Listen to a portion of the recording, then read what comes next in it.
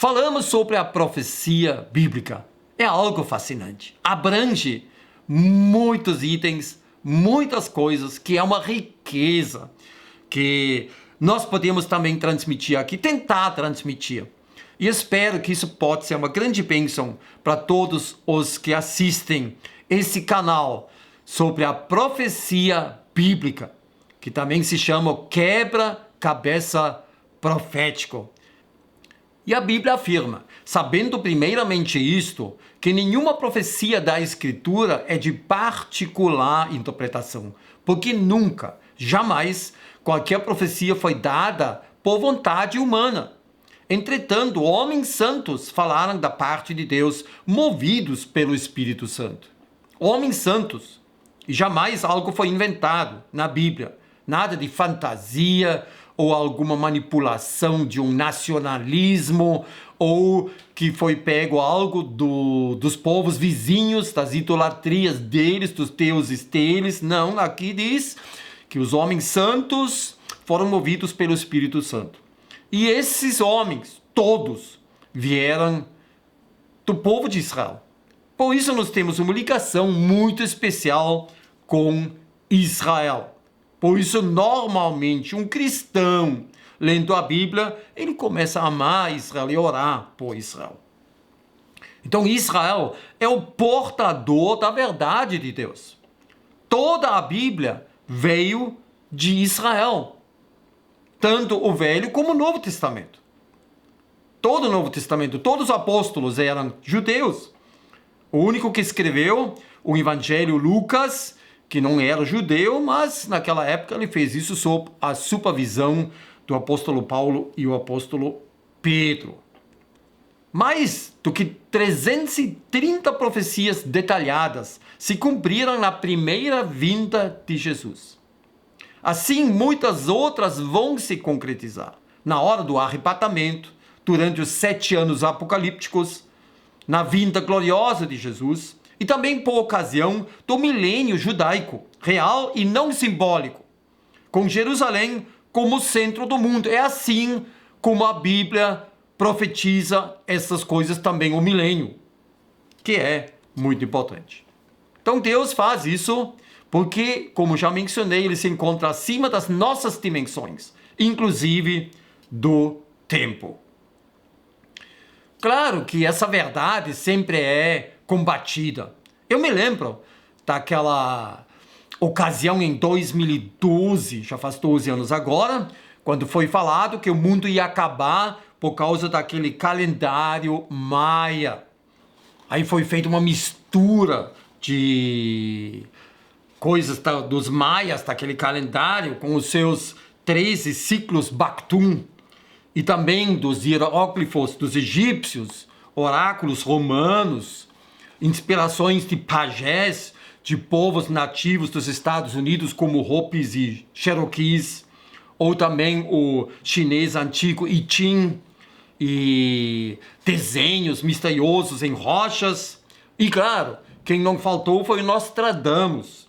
E também pegaram algumas coisas da Bíblia, que nem do profeta Ezequiel, Zacarias, e claro, também do profeta João, do livro do Apocalipse. E fizeram uma sopa, uma mistura, porque isso atrai as pessoas, né? Um código misterioso, simbolismo escondido, inspirações místicas, misturados com profecias vagas, tipo astrologia e videntes. É isso que o homem prefere, em vez da Bíblia. Coisas espetaculares, nebulosas, místicas, coisas que coçam no ouvido, que cria arrepio e, claro, que pode ser apresentado como entretenimento. E nós sabemos que os maias, incas, aztecas, esses povos nativos, aqui da América Latina ou América Central, realmente eles tinham um conhecimento admirável da astronomia, de matemática, de construções. E nós sabemos que tudo isso veio da Torre de Babel, onde Deus espalhou a humanidade daquela época. E eles foram dispersados no mundo inteiro mas eles levaram a sua idolatria junto, que é a Torre de Babel, que era um zigurate. Zigurate é uma pirâmide, quer dizer, templos em formas de pirâmides, mas com degraus. Aqui temos ilustrações do mundo inteiro, daqueles zigurate, daqueles pirâmides com tipo escada. Nós podemos ler os nomes onde isso foi encontrado, como também aqui no mundo inteiro. Aqui temos 3 no México, Egito e Indonésia. E olha aqui em cima o mapa mundial, são 3 lugares bem distantes e parece quase o mesmo arquiteto. E foi isso que eles levaram lá da Torre de Babel, da Mesopotâmia, naquela época. Essa toda idolatria amaldiçoada, o homem teimoso levou isso para todos os continentes, que é muito triste. Por um lado, os maias são admirados por causa do seu conhecimento, mas era um paganismo chocante com 116 ídolos e a sobrevivência se garantiu através de sacrifícios com sangue. Até homens foram sacrificados, algo terrível. E disso se fala pouco. Então não são os maias ou incas ou povos nativos dos Estados Unidos ou Nostradamus ou não sei quem. Eles não são os portadores da verdade. As profecias não se cumprem, só com muita fantasia, tipo horóscopo. Mas as profecias da Bíblia se cumprem com uma exatidão de 100%. Mas a verdade sempre é combatida. Pensamos naquele chamado profeta Maomé, que viveu nos anos 570 a 632 depois de Cristo, que criou uma Bíblia árabe. Quer dizer, ele na verdade não criou, mas os que vieram depois dele juntaram as coisas e criaram a Bíblia árabe. Por quê? Porque os homens odeiam isso aqui que Jesus afirmou mais uma vez em João 4:22, porque a salvação vem dos judeus, ou através dos judeus. Essa é o caminho de Deus, o Deus de Abraão, Isaac e Jacó, que trouxe informações vitais que nós precisamos na Bíblia.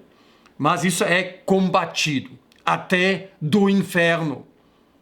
E aí foi falado que Maomé foi inspirado através do anjo Gabriel. Mas comparando essa Bíblia árabe com a nossa Bíblia, nós vemos que o Islã é uma teologia da substituição, uma cópia pirata árabe da Bíblia. Tem muitas histórias da Bíblia no Islã, no Alcorão. Tanto da Bíblia judaica, que é o Antigo Testamento, como do Novo Testamento. Até com muitas distorções e erros no Alcorão. Então, é uma cópia, já que Maomé, isso foi feito 7 séculos depois de Cristo. E é muito fácil falar, o Islã é a verdade absoluta e a Bíblia foi falsificada. Quer dizer, as escrituras sagradas de Israel, que nós chamamos muitas vezes Antigo Testamento, e o Novo Testamento. Mas isso é afirmado sem prova, porque quando se analisa ao fundo, se vê bem quem foi ou qual é o lado que falsificou e manipulou. E tem outra história. É o Joseph Smith, lá o fundador dos Mormons, do mormonismo, que é também chamado um Maomé americano, porque ele criou uma Bíblia americana. E é interessante aqui nesse templo, Mormon, lá em cima, é o chamado anjo Moroni, que inspirou o Joseph Smith. É interessante. Lá com Maomé, um chamado anjo, aparentemente Gabriel, e aqui o Moroni, um anjo. E é interessante que Paulo falou o seguinte em Gálatas 1:8. Mas ainda que nós mesmos, ou um anjo do céu, vos pregasse outro evangelho, além do que já vos pregamos, seja anátema, quer dizer, seja amaldiçoado. E sem dúvida, a Bíblia árabe contém um outro evangelho. Jesus é negado como filho de Deus. É negado que ele morreu pelos pecados dos homens. É um outro evangelho tão hostil que cristãos e judeus são perseguidos. E é interessante também que no mormonismo, aqui nós temos um livro grande, um volume de vários livros juntos. Começa com a Holy Bible, que é a Bíblia Sagrada. É a tradução King James, que é muito boa, muito fiel, muito ótima. Depois vem o livro de Mormon, depois vem as doutrinas e alianças, e depois vem as pérolas do Joseph Smith, né? Esses últimos dois. Então nós vemos que é uma mistureba da Bíblia com outras coisas. Como muitas vezes seitas se desviaram, até pais da igreja com heresias graves, horríveis, perigosas. Até nos reformadores vemos lados sombrios, humanos, limitações, e jamais podemos endeusar. Eu penso em Martin Lutero ou João Calvino. Então nós vemos ali neles também limitações. Nós vemos isso também com extremismo no cristianismo e até teólogos, todos limitados, às vezes falando coisas erradas. Sempre algo além da Bíblia. Pode ser uma construção muito bem feita, humana, filosofias, misturado com pensamento bíblico. Sempre misturando. Até a Igreja Católica fez isso. Ela tem a Bíblia. E olha, a tradução católica, ela é muito boa. Ela é muito boa. Só que eles incluíram os livros apócrifos, que na verdade ninguém aceitou esses livros apócrifos. São livros da época do Antigo Testamento, certo? Que não foram aceitos na época do Senhor Jesus. Então, isso já é um problema. O outro são as santas tradições. Aí fora dos apóstolos, da autoridade dos apóstolos bíblicos, muitos bispos, santos padres foram incluídos, um monte de coisas da história. E também o chamado magistério vivo da Santa Madre Católica, que ela é a igreja mãe, a única que tem o direito de ensinar sobre a Bíblia. Então nós vemos aqui também uma mistureba ao lado da Bíblia, muitas outras coisas. Eu chamo isso de filtros, o perigo dos filtros humanos. Muitos têm a Bíblia, mas eles têm um filtro e não enxergam a verdade. Eles têm uma visão distorcida, tanto os mormons, tanto daquela Bíblia árabe, eu penso nas testemunhas de Jeová, e parcialmente, eu falo isso com mais cuidado, no adventismo, por causa da Ellen White, que muitas vezes as coisas dela são colocadas na altura da Bíblia, e isso também é um filtro. Só pensando naquela ditadura do sábado, que excluiu os adventistas do resto dos cristãos. Eles chamam até domingo o sinal da besta, que é uma aberração falar isso. Então nós vemos durante os 2000 anos de tempo da igreja que passaram desde Pentecoste, se contraiu muito lixo. Muito lixo entrou no cristianismo. E nós devemos tirar esse lixo. Aqui temos uma ótima ilustração em Jerusalém. Ao sul do Monte do Templo se encontra a chamada Cidade de Davi. Aqui eles estão escavando coisas da época do rei Davi, né, de 3.000 anos atrás. E aqui se vê o nível. Aqui tem que descer 3 escadas para chegar ao nível da época de Davi. Porque Jerusalém muitas vezes foi destruído. Na época quando Jerusalém ficou deserto, o vento trouxe areia, né? E assim o nível original da época de Davi foi soterrado. E hoje o nível da vida fica 5 a 10 metros abaixo do nível atual. E os arqueólogos têm que cavar fundo para achar algo. É uma situação parecida conosco hoje. Para até chegar num cristianismo bíblico e fundamentalista, eu chamo isso bem assim, nós temos que cavar fundo, né? Comparar bem com a Bíblia, nós temos que usar a apologia, a defesa da fé, olhar o que está certo, o que está errado e ficar com a verdade. Muitos falam a Bíblia é boa, mas não é suficiente. Esse é um grande problema, até de muitas igrejas que acham que fora da Bíblia precisamos um monte de manifestações ou revelações extras. E olha, isso é perigoso. Nós temos uma advertência em Lucas 16, 27 a 31, que não é uma parábola, é uma história verdadeira, onde o Senhor Jesus, como autoridade máxima, abre o véu e mostra o além, o que acontece depois da morte. E ele usa dois exemplos, um rico e um pobre, o Lázaro. Agora não vamos aqui pregar um evangelho socialista ou comunista, né? Que o pobre vai para o céu e o rico capitalista vai para o inferno. Não é bem assim, vocês me entendem, né? Não, aqui foi porque o rico era um ímpio, ele não obedecia a Deus, era um obstáculo, né? Um escândalo, comparando a vida dele com as normas de Deus. E o Lázaro era um coitado, mas um temente a Deus. Então, acontece o seguinte, aquele rico morre e se encontra num pré-inferno. E o Lázaro também morre e se encontra num pré-paraíso chamado Colo de Abraão. E entre os dois tem um abismo insuperável, mas eles se veem, eles se enxergam. Então agora, esse rico, ele fala o seguinte, ele fala agora com esse pai Abraão.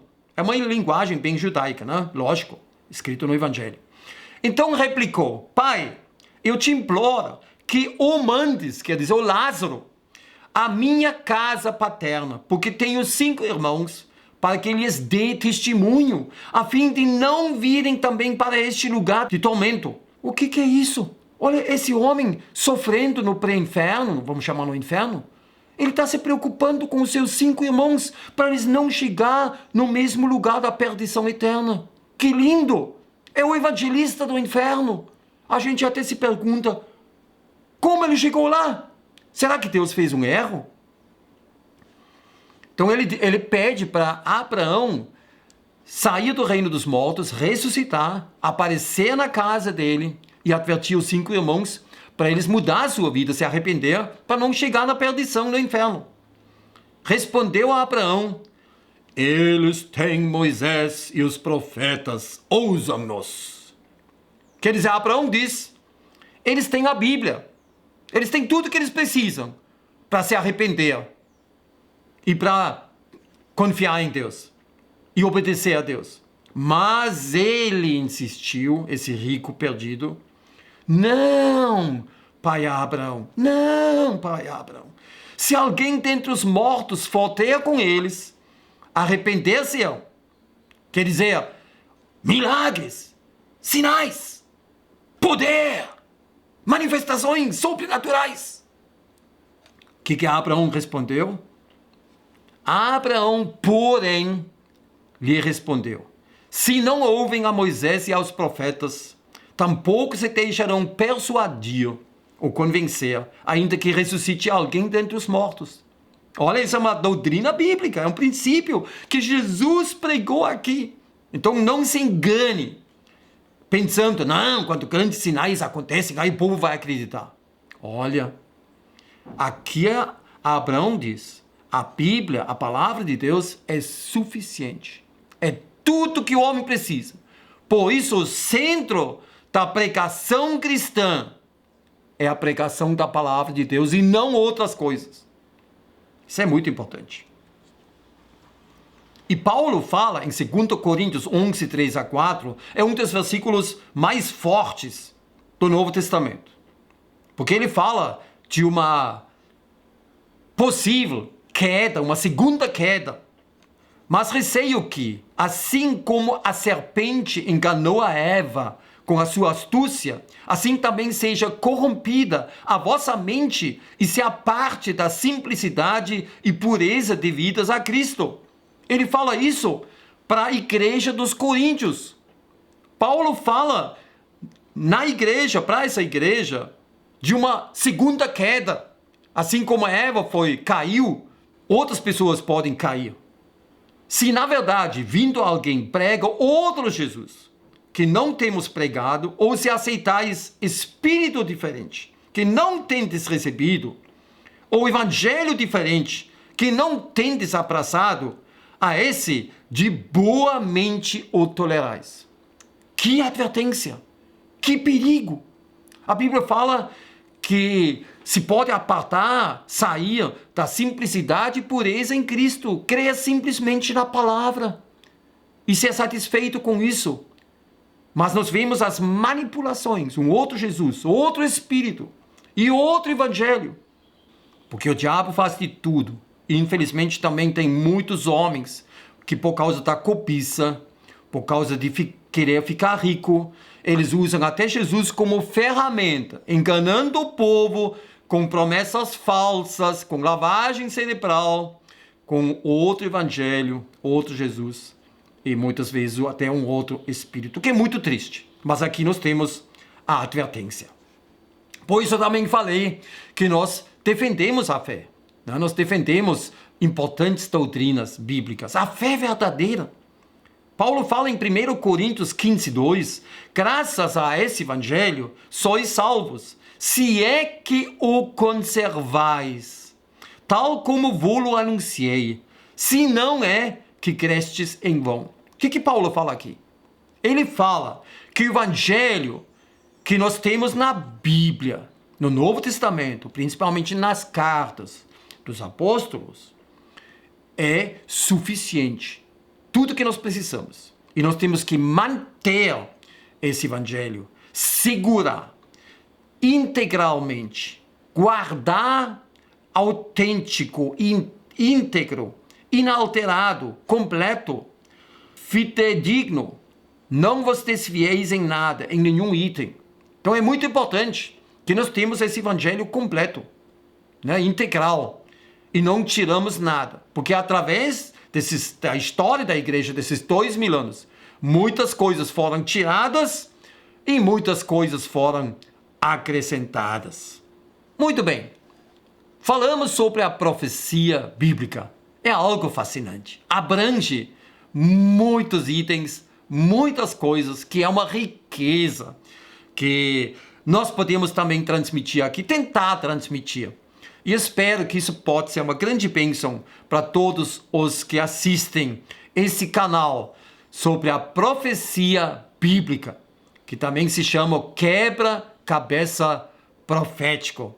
E assim eu espero que temos aprendido um pouco mais sobre a profecia bíblica.